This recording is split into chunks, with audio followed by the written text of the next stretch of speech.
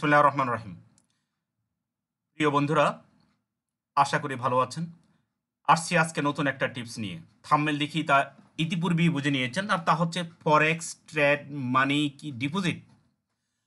বন্ধুরা, আজ আমরা একটা জিনিস পরিষ্কার করতে চাই, আর তা হলো ফরেক্স ট্রেড মানি কি ডিপোজিট। আসুন একটু ক্লিয়ার করি।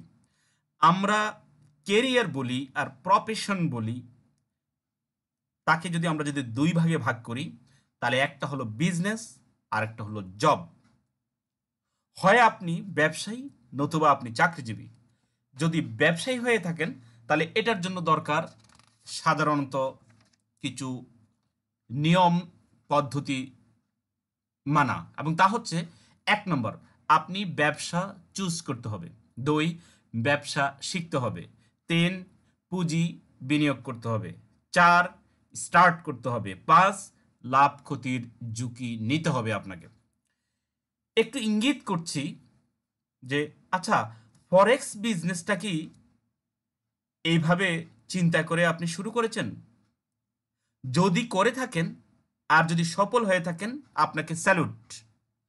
আর যদি সফল হয়ে না থাকেন, তাহলে তাহলে ফরেক্সই আপনার বিকল্প আয়ের পথ রয়েছে, আর তা হলো জব বা চাকরি। হয়তো চিন্তা করছেন, ফরেক্স শিখে কি আবার জব করা যায়?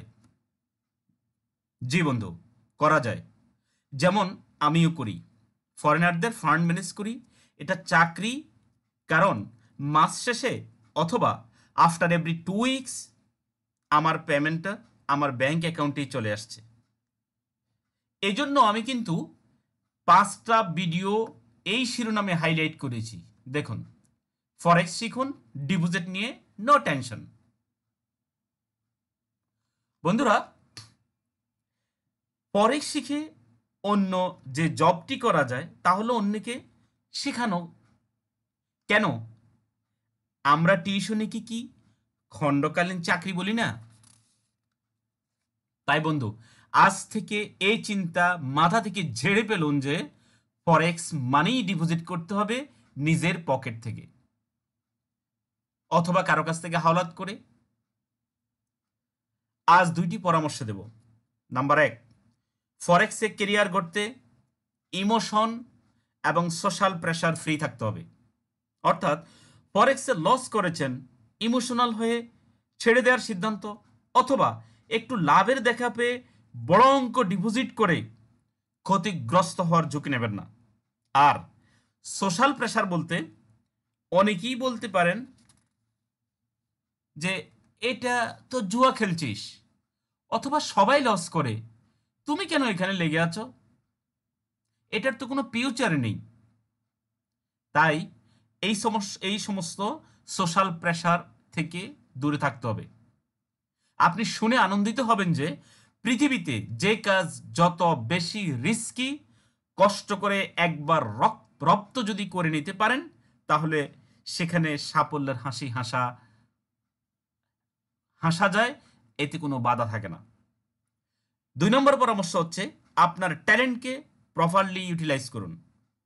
সাফল্যের পেছনে আপনাকে দৌড়াতে হবে না, সাফল্যই আপনার পেছনে দৌড়াবে। আজ এখানেই রাখলাম। আরও জানতে হলে স্কাইপে জয়েন হয়ে নিন।